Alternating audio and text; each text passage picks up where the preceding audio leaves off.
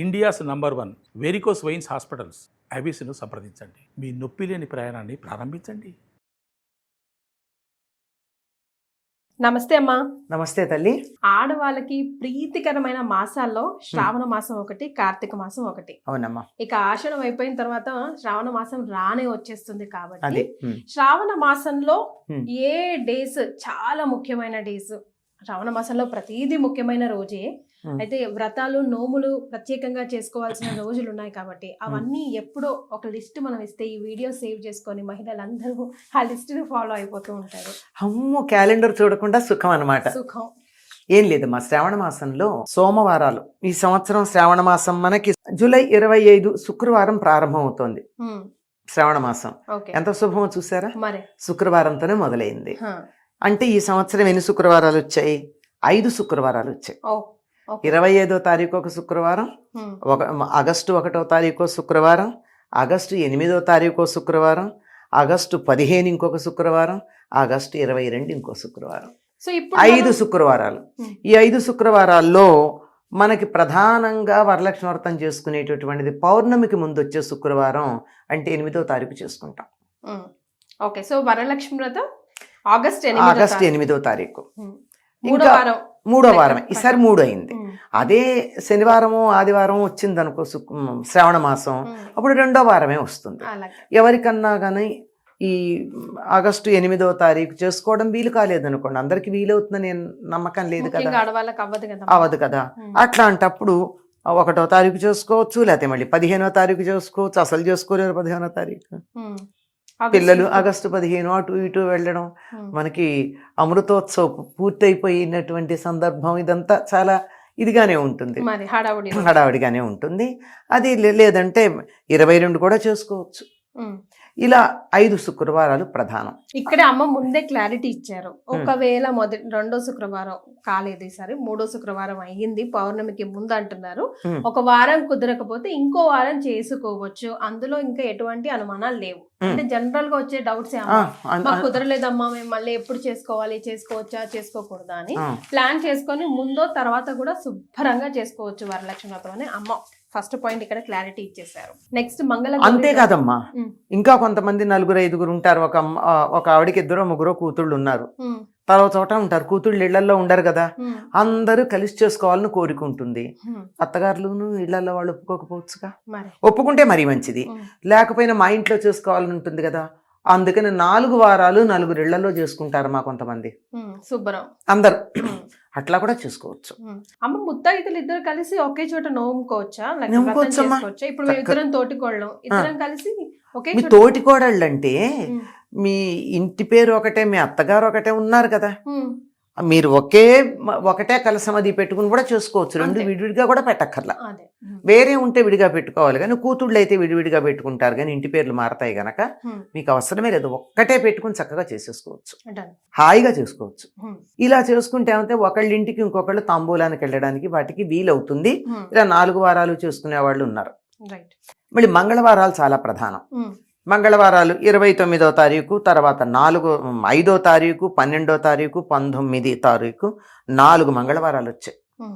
July 29 అంతే కదా, July 29, తర్వాత ఆగస్టు 5, ఆగస్టు 12, ఆగస్టు 19, 4 మంగళవారాలు వచ్చాయి.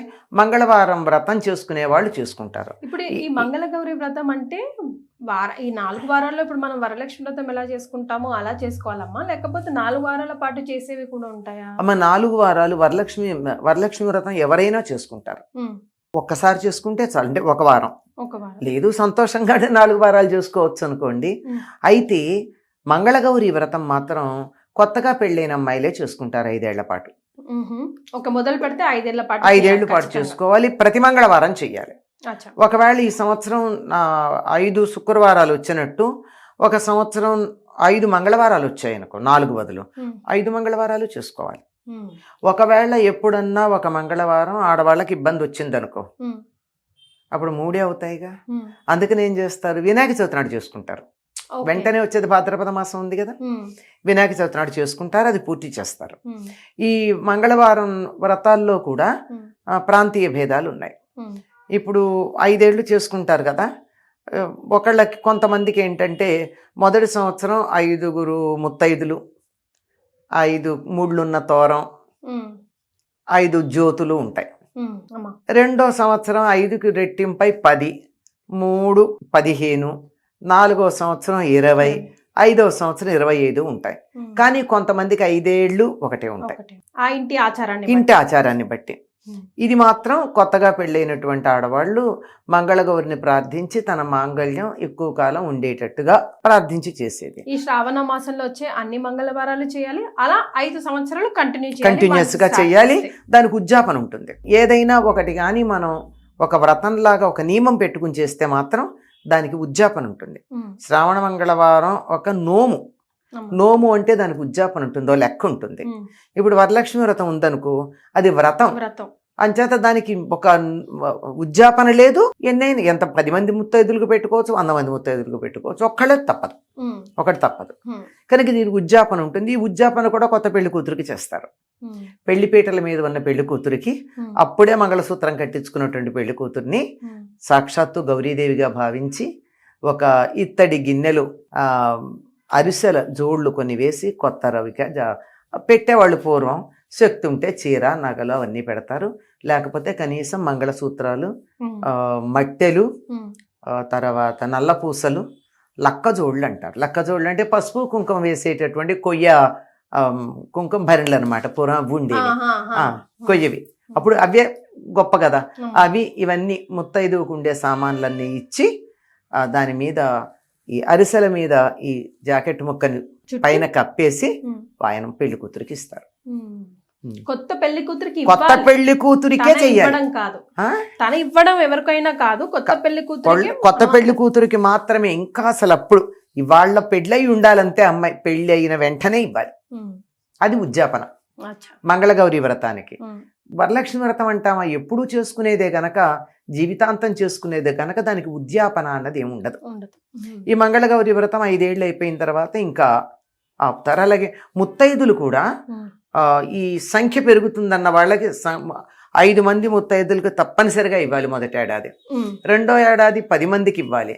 మూడో ఏడాది 15 మందికి. ఇట్లా పెరుగుతారు. లేని వాళ్ళకి పెరగని వాళ్ళకి పెరగరు. ఇది మంగళగౌరి వ్రతం, వరలక్ష్మి వ్రతం ఎక్కువ మంది చేసేటటువంటిది.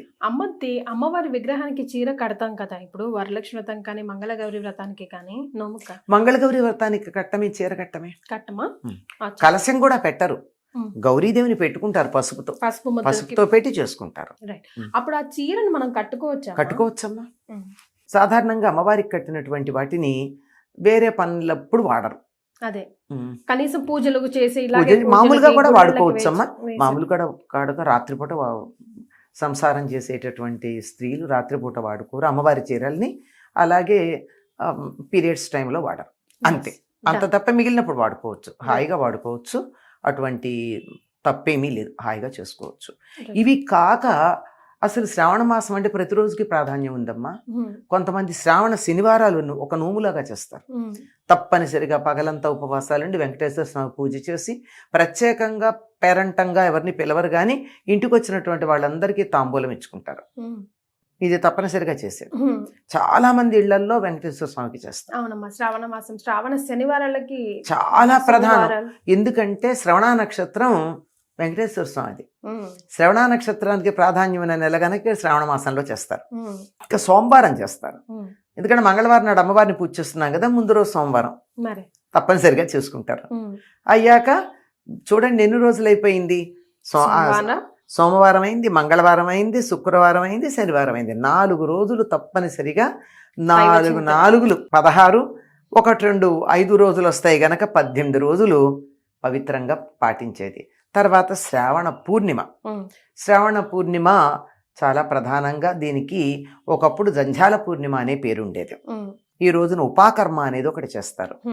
అంటే అంతకుముందు శనివారం 9వ తారీఖు ఆ రోజున ఏంటంటే ఉపాకర్మ చేస్తారు. అంతకుముందు ఒడుగైనటువంటి పిల్లలు ఉంటారు కదా, ఆ ఒడుగైనటువంటి పిల్లలకి ఆ చిన్న జంజం దానికి ముంజు ఉంటుంది. ముంజు అంటారు. చిన్న జింక చర్మం ఒకటి చిన్నది పెడతారు దానికి. దాని ఇంటే ఉంటుంది, చిన్న జంజం ఉంటుంది ఒడుగైనప్పుడు. ఇప్పుడు దాన్ని తీసేస్తారు. ఓకే. తీసి మామూలుగా ఉండేటటువంటి మామూలు మూడులు ఉన్నటువంటి 3 పోగుల జంధ్యం వేస్తారు. అందుకేనా జంధ్యాల పూర్ణిమ అని కూడా అంటారు? జంధ్యాల పూర్ణిమ అంటారు. ఇది ఉపాకర్మ చేయడంతో పాటుగా సంవత్సరంలో జంధ్యం వేసుకునే వాళ్ళందరూ కూడా పాత జంధ్యం తీసి కొత్త జంధ్యం వేసుకుంటారు. ఎందుకంటే నూలుది కదా, తడికి పొడికి స్నానం చేసినప్పుడల్లా తడి అవుతుంది, ఎప్పుడో ఒకప్పుడు ఆ దారపోగులు విడిపోయే ప్రమాదం ఉంది. అంచేత బాగుండగానే దానికి ఒక మంత్రం ఉంది, ఆ మంత్రంతో ముందు ఇది వేసుకుని కొత్తది, తర్వాత పాతది తీస్తారు. అందుకని దీనికి జంధ్యాల పూర్ణిమ అని పేరు. రాఖీ పూర్ణిమ, దీన్ని రాఖీ పూర్ణిమ అని కూడా అంటారు. రాఖీ పూర్ణిమని ఎందుకంటారంటే ఇది ఎక్కువ ఉత్తర దేశంలో అలవాటమా, మనకు కొంచెం తక్కువే. రాను రాను మనం కూడా దీన్ని అలవాటు చేసుకున్నాం. మంచిదే కదమ్మా, మంచిదే, తప్పేం లేదు, మంచిదే, తప్పేమీ లేదు. అదే అంటున్నా, దీన్ని రక్షాబంధనం అంటారు.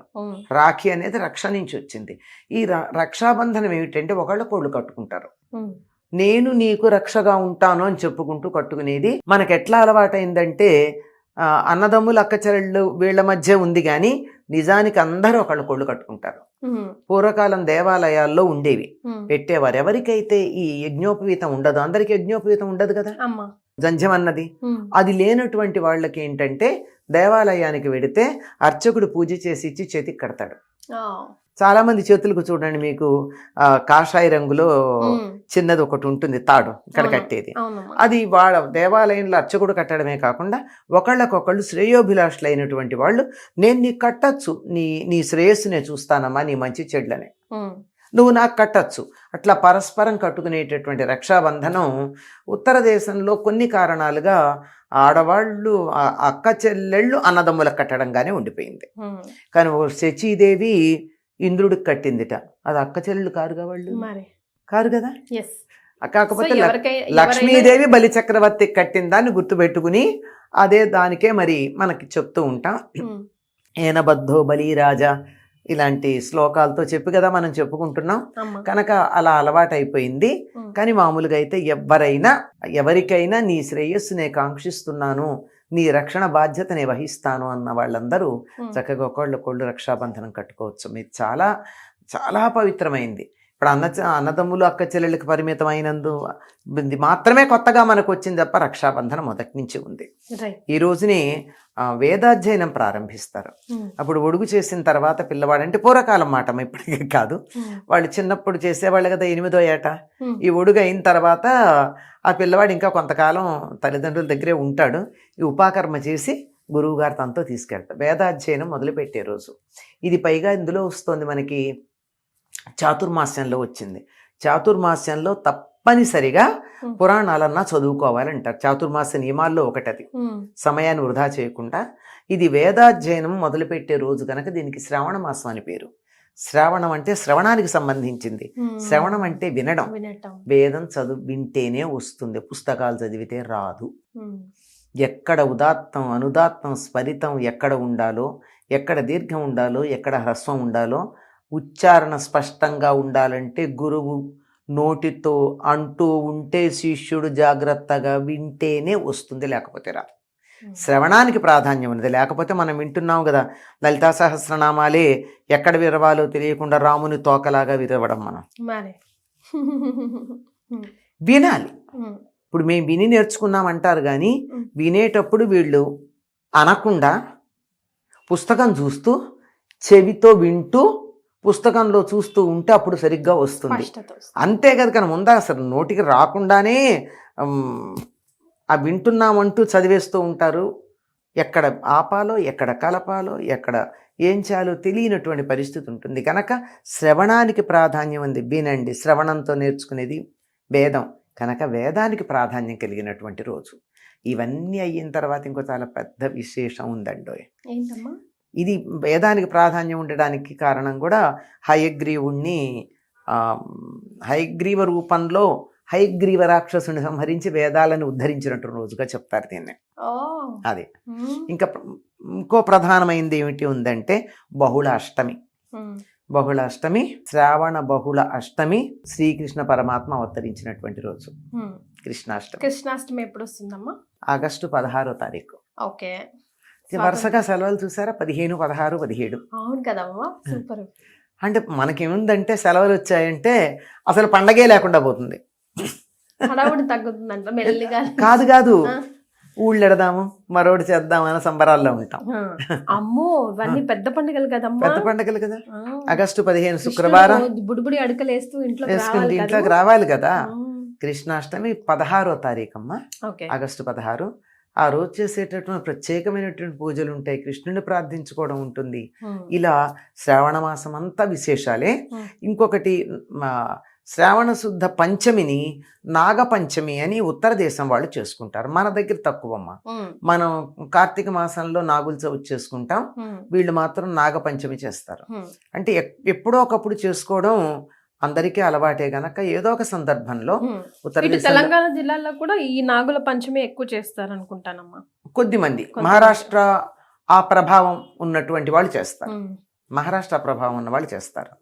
ఆవిడ అలాగే ఇటు పక్కకు గనక వెళ్ళినట్టయితే ఒరియా ప్రభావం ఉన్న వాళ్ళు కూడా చేస్తారు. తెలుగు వాళ్ళందరూ మాత్రం నాగుల చవితి చేస్తాము. తర్వాత ఇంకా సుబ్రహ్మణ్య షష్ఠి కూడా చేస్తాం.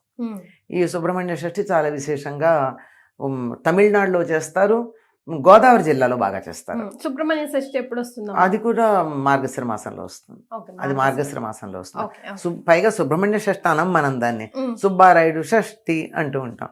చూచి వద్దాన్ రండి, మన వారింటో పెళ్ళి, మళ్ళీ వద్దాన్ రండి అని చెప్పి మనం వీటి ఆడతాం కదా చెమ్మ చెక్క వాటిల్లో. అలా పాటల్లో పెట్టేసి మర్చిపోకుండా చేస్తామమ్మా. చాలా విశేషంగా అత్తిలి అనే గ్రామంలో చేస్తారమ్మా. అప్పుడు పట్టణమే అయింది, అది చెప్పలేము. అక్కడ సుబ్రహ్మణ్య స్వామి అవతరించినటువంటి రోజు, అత్రి మహర్షి తపస్సు చేసినటువంటి ప్రదేశం. అసలు అక్కడ 3 రోజులు చేస్తారు. ఎంత బాగా చేస్తారంటే ఎక్కడెక్కడి నుంచి రకరకాల కళాకారులు, బుట్ట బొమ్మలను ఎప్పుడు మీరు వినుండరు. బుట్ట బొమ్మలను ఏవని ఇవని అసలు చెప్పలేము, అంత అద్భుతంగా జరుగుతుంది. చాలా బాగా జరుగుతుంది. సోమవారాలు, మంగళవారాలు, శుక్రవారాలు, శనివారాలు, తర్వాత నాగుల పంచమి, జంఝాల పూర్ణిమ, ఆ తర్వాత కృష్ణాష్టమి. ఇవన్నీ కూడా చాలా విశేషంగా ఉండేటటువంటి నెలమ్మ. శ్రావణ కృష్ణ అమావాస్యని పోలాల అమావాస్య అంటారు, దీన్ని పొలాల అమావాస్య అని కూడా అంటారు. కానీ ఎక్కువ మంది ముఖ్యంగా ఆంధ్రదేశంలోను ఇటు మహారాష్ట్రలోను పోలేరమ్మ అనే అమ్మవారిని ఆరాధిస్తారు. ఈవిడ సంతానాన్ని ప్రసాదించి వారు క్షేమంగా ఉండేట్టుగా చూసే తల్లి అని విశ్వాసం. సో దాంతో శ్రావణ మాసం ఇది 23 ఆగస్టు 23. కంప్లీట్ గా దైవనామ చింతనతో దైవ పనుల్లో దైవ కార్యక్రమంలో నిమగ్నమైన నెల ఏదంటే అది నిమగ్నం అవ్వడానికి వీలైన నెల శ్రావణ మాసం. ముందుగానే రోజులు అన్నీ చెప్పేసి మమ్మల్ని అందరినీ ప్రిపేర్ చేసేందుకు ధన్యవాదాలమ్మా. సంతోషం అమ్మా.